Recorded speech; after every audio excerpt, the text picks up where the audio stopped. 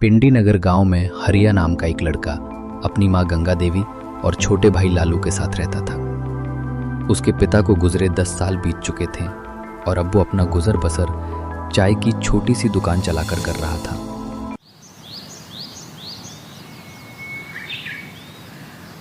माँ, मैं काम पर जा रहा हूँ। कुछ पैसे देता जा ताकि दोपहर का खाना बना सकूं। अरे माँ, पैसे तो नहीं है। अब जब जाकर चाय बेचूंगा तो कुछ पैसे आएंगे। तो हम लोग दोपहर में क्या खाएंगे भैया? अरे मुझसे क्या पूछता है रे? तू भी तो 18 साल का हो गया है। कुछ काम धाम कर, 2 पैसे लेकर आ घर में तो घर का चूल्हा जले। अरे चिल्ला क्यों रहे भैया? हाँ बेटा, अब वो भी काम करेगा, तू गुस्सा ना कर। हाँ, इसे समझाओ ना माँ, वरना बहुत मुश्किल हो जाएगी। सिर्फ बैठे बैठे खाने मात्र से जिंदगी नहीं चलती। ये बोलकर हरिया गुस्से में घर से निकला और अपनी चाय की टपरी पर पहुंचा। हे भगवान, आज आपकी कृपा से मेरी सही कमाई करवा देना, वरना मेरे घर में चूल्हा नहीं जलेगा। हरिया अपनी दुकान सजाकर तभी ढंग से बैठ भी नहीं पाया था कि वहां जमींदार अपने आदमियों के साथ आ पहुंचा। अरे आइए आइए जमींदार साहब, बैठिए, मैं आपको ना कड़क चाय पिलाता हूँ। बताइए, अदरक वाली या इलायची वाली? अरे ओए, तेरी कड़क चाय पीने नहीं आया हूं मैं, अपने पैसे लेने आया हूं जो तू उधार लिए बैठा है महीनों से। जी जमींदार साहब, मैं दे दूंगा आपके पैसे। आजकल बहुत दिक्कत चल रही है, काम अच्छा होता नहीं है और महंगाई बढ़ती चली जा रही है। देखिए ना, आपको पता है ये सब कुछ। अरे सुन रहे लड़के, मुझे कोई मतलब नहीं, समझा? क्योंकि मैं तुझे 2 बार मोहलत पहले ही दे चुका हूं। अब तू चुपचाप ये बता कि तू अपनी ये टपरी खाली करेगा या अपने आदमियों से पिटवाऊं तुझे? हरिया घबरा गया। उसने फौरन जमींदार के पैर पकड़े और कहा, नहीं नहीं मालिक, ऐसा मत करिए, मैं आपके पैसे चुका दूंगा। अरे तू मेरा मुंह क्या देख रहे हो रे? एक आलिया, इसकी दुकान से सारा सामान निकाल कर बाहर फेंक और इसे भी मेरे पैरों से हटा। कुछ आदमियों ने उसकी दुकान का सामान निकाल फेंका और उसे उठाकर एक साइड में फेंक दिया। वो बेचारा रोता हुआ घर पहुंचा। उसके चेहरे पर निराशा और दर्द साफ झलक रहा था। माँ और भाई उसकी हालत देखकर घबरा उठे। अरे बेटा, ये क्या हाल बना रखा है? चेहरा क्यों उतरा हुआ है? भैया क्या हुआ, बताओ ना। माँ, आज हमारी टपरी भी चली गई। जमींदार ने अपने आदमियों से सब उजड़वा दिया माँ। अब हमारे पास न दुकान रही, न ही कोई सहारा। ये सुनते ही गंगा देवी और लालू के पैरों तले जमीन खिसक गई। घर में सन्नाटा छा गया। हे भगवान, अब हम क्या करेंगे? भैया, तो अब हम 2 वक्त की रोटी भी नहीं जुटा पाएंगे। और क्या, मुझे तो बस यही आता था, चाय बनाना और बेचना। अब और कौन सा काम करूं बता? कुछ देर तक घर में सिर्फ सिसकियां गूंजती रहीं।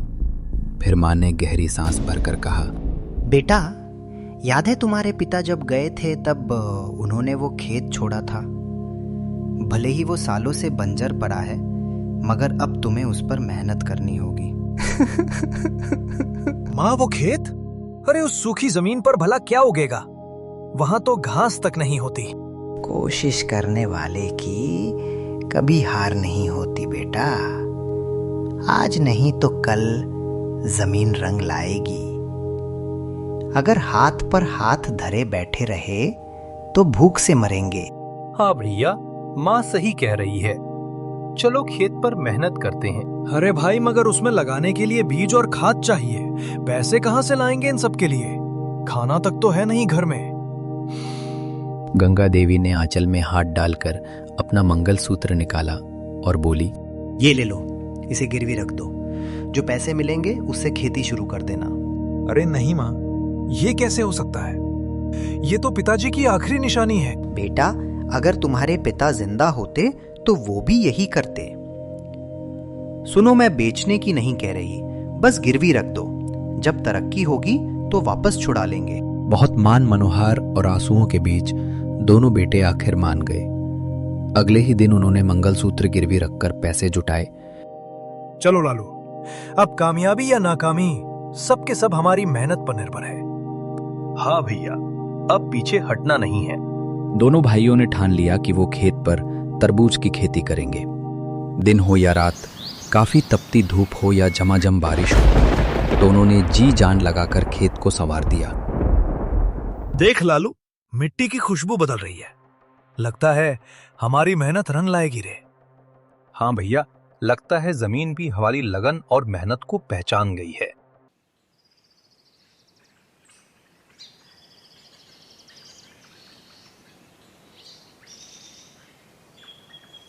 और सचमुच कुछ ही महीनों में खेत बड़े बड़े हरे भरे तरबूज से भर गया। अब समय आ गया जब उन्हें अपनी उपज मंडी ले जानी थी। दोनों भाई बैलगाड़ी में तरबूज भरकर मंडी पहुंचे।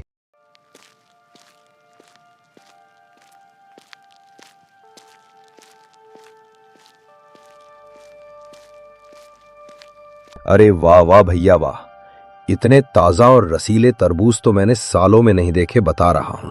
हाँ हाँ भाई, हमें सब चाहिए भाई। तरबूज हाथों हाथ बिक गए। जब हरिया और लालू ने गिनती की तो उनके हाथों में मोटी रकम थी। भैया देखो देखो, आज कितना पैसा हुआ है। अब तो हम माँ का मंगलसूत्र तुरंत छुड़ा कर ले आएंगे। हाँ हाँ लालू, अब हमारी मेहनत का फल हमें मिल गया। चलो माँ की आंखों की चमक वापस लौटाते हैं। हरिया और लालू हाथ में मेहनत की कमाई थामे, चेहरे पर उम्मीद की चमक लिए मंडी से निकले। दिल में बस एक ही बात थी कि आज माँ का मंगलसूत्र छुड़ाना है। पर तभी पीछे से एक गड़गड़ाहट जैसी आवाज आई। भीड़ चीखती चिल्लाती उनकी तरफ भागी। भैया, ये सब हमारे पीछे क्यों दौड़ रहे हैं? पता नहीं भाई, चलो जल्दी जल्दी आगे बढ़ो। भीड़ ने उन्हें घेर लिया। दुकानदार चंपक सबके आगे आया। अरे क्या हुआ भाई? पैसे भी दिए, तरबूज भी दिए, अब और क्या बाकी है? बाकी ये है कि तुम्हारे तरबूज बाहर से हरे हरे हैं, मगर अंदर से बिल्कुल सफेद, ना मिठास ना ही रस। हमारे ग्राहक थूक थूक कर हमें गालियां दे रहे हैं। भैया, ये कैसे हो सकता है? हमने तो मेहनत से खेत संवारा था। ए भैया, सब देख लो तुम अपनी आंखों से। सब लोग कह रहे हैं कि तुम्हारा माल बेकार है भैया। अब एक काम करो, हमारे पैसे वापस करो, वरना यहां से जिंदा नहीं जाओगे, बता रहे हैं। भाई लोग, हमें एक मौका दो, जरूर कोई गड़बड़ हो गई होगी। हाँ, हमारे पास बस यही पैसा है, इसे ले लो, मगर हमें मारो मत। डरे सहमे दोनों भाइयों ने रकम लौटा दी। हरिया और लालू धीरे धीरे घर लौटे। अरे बेटा, ऐसे मुंह लटका के क्यों आ गए हो? मंगलसूत्र कहाँ है? माँ, सब खत्म हो गया माँ। वो तरबूज अंदर से सफेद निकले। सबने हमें धोखेबाज कहा माँ, और पैसे फिर वापस करने पड़े। माँ, हमने महीनों की मेहनत की थी, सब राख हो गया। अब तो जीने की भी इच्छा नहीं बची। देखा माँ, मैंने पहले ही कहा था, वो खेत बंजर है, उस पर कुछ नहीं उगेगा। नहीं बेटा, अगर जमीन सचमुच बंजर होती तो उस पर तरबूज के बेले लहलाती। क्यों? कुछ तो चूक हुई है। हार मानने से जिंदगी नहीं चलती। मगर माँ, अब किसमें ताकत बची है बताओ? ना पैसा है, ना ही हिम्मत है।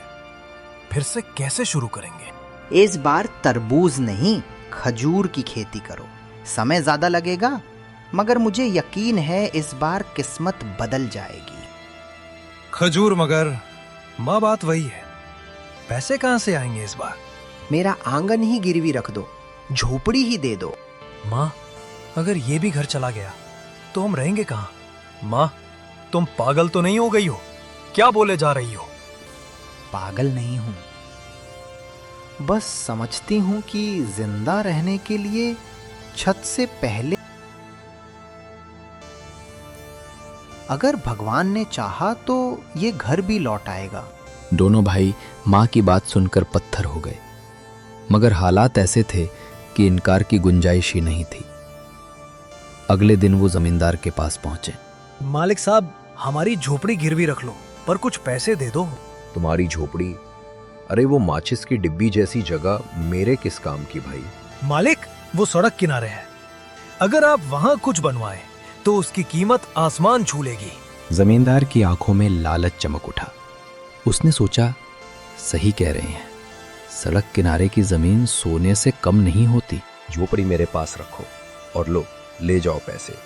मगर याद रहे, अगर पैसे समय पर ना चुकाए तो समझो झोपड़ी हमेशा के लिए मेरी, समझे? बेबस हरिया और लालू ने शर्त मान ली और पैसे लेकर लौटे। इस बार दोनों ने खजूर की खेती शुरू की। समय बीता, साल बदला और मेहनत रंग लाई। खेत में खजूर के पेड़ लहलहा उठे, उनकी डालियां फलों से झुक गईं। देखो लालू, बगीचा कितना प्यारा लग रहा है। हाँ भैया, अब मंडी में सबको मुंह जवाब देंगे।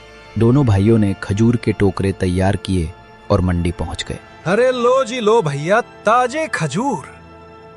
जरा देखो तो, इस बार हमारी मेहनत का फल चखो। अरे हाँ हाँ, बहुत देख लिया तुम्हारा माल। अब की बार बिना देखे ही कहता हूं कि ये सब बेकार है, नहीं चाहिए भैया, आगे बढ़ो। हाँ हाँ, हम नहीं खरीदेंगे। तुम दोनों धोखेबाज हो भैया, जाओ यहां से। अरे भाई, कम से कम देख तो लो, एक बार चख तो लो, फिर कह देना खराब है। ए भाई, कहा ना यार, हमें नहीं चाहिए, चलो भागो यहां से वरना अच्छा नहीं होगा, बता रहे हैं। दुकानदारों ने बिना देखे ही खजूर ठुकरा दिए। अपमान से झुके सर और टूटे दिल लिए हरिया और लालू मंडी से वापस लौटे। भैया, लगता है किस्मत ही हमसे रूठ गई है। हाँ लालू, मेरी तो समझ में ही नहीं आ रहा है कि अब क्या करें। हरिया और लालू मंडी से अपमानित होकर लौटे। चेहरों पर निराशा की कालिख थी। घर पहुंचकर उन्होंने मां को सारी आपबीती सुनाई। क्या बिना देखे ही लौटा दिया? अरे भगवान, ये कैसा अन्याय है मेरे बच्चों पर। हाँ माँ, अब तो लगता है कि इस धरती पर हमारे लिए जगह ही नहीं बची। तीनों कुछ देर तक खामोश बैठे रहे। सन्नाटा इतना गहरा कि मानो वक्त भी ठहर गया हो। अचानक गंगा देवी के चेहरे पर चमक आ गई। रुक जाओ, इतनी जल्दी हार मानना पाप है। पहले ये तो देखो कि ये खजूर वाकई बेकार है या नहीं। माँ, क्या फायदा जब मंडी वाले ही नहीं मानते। चुप, बिना चखे फैसला मत करो। ले आओ ये खजूर। तीनों ने खजूर तोड़े और खाने लगे। अरे अरे वाह, ये तो गजब के मीठे हैं। सच कहूं तो मैंने इतनी स्वादिष्ट चीज अपनी जिंदगी में नहीं चखी। देखा, ये कोई साधारण खजूर नहीं, ये तो वरदान है। मगर कमी है हमारी सोच में। मंडी वालों की दया पर जीने की बजाय हमें खुद रास्ता बनाना होगा। पर माँ, कैसे? मेरे पास एक उपाय है। हम इन खजूरों की बर्फी बनाएंगे और सीधा गांव वालों को बेचेंगे। मीठे खजूर और देसी गुड़ से जो स्वाद बनेगा, उसे खाकर लोग दीवाने हो जाएंगे। हरिया को थोड़ी उम्मीद जगी। वो तुरंत बाजार की ओर भागा और गुड़ खरीद लाया। गंगा देवी ने खजूर और गुड़ को मिलाकर रात भर चूल्हे पर पकाया। भट्टे की आंच, मां के हाथों का जादू और उनकी आस्था, तीनों ने मिलकर बर्फी तैयार कर दी। अरे आओ आओ भैया, अरे खजूर की बर्फी मीठी, नरम और एकदम देसी भैया। अरे बाबूजी आओ, अरे माताजी, अरे भैया, ए आओ भैया आओ। लो जी लो, खाओ और बताओ कैसी है ये खास बर्फी। लो भैया। ए दादा, आओ देखो चखो। गांव वालों को तो पहले ही शक था, मगर जैसे ही बर्फी मुंह में गई, सबके चेहरे खिल उठे। क्या खिला रहे हो? क्या है ये? बर्फी, खजूर की बर्फी। चलो चखा रहे हो तो खा ही लेते हैं भैया, चखने में कौन सा पैसा लग रहा है। अरे भैया, ये तो गजब है भैया। अरे भैया, गजब हो गया, ये गजब है। अरे भाई, और मिठाई तो छोड़ो, ये तो बिल्कुल दवा की तरह ताकत दे रही है। मेरे तो हाथ पैर में दर्द था, लेकिन अब मुझे काफी अच्छा महसूस हो रहा है भैया ये खा के। हैं? एक काम करो भैया, मेरे लिए आधा किलो तोल दो। हाँ, और मेरे लिए 1 किलो भाई। भैया, मुझे भी 1 किलो कर देना, मुझे तो बच्चों के लिए भी चाहिए। कुछ ही दिनों में खजूर की बर्फी पूरे गांव की सबसे ज्यादा बिकने वाली मिठाई बन गई। सभी तरफ उन्हीं की चर्चा थी। पैसे बरसने लगे।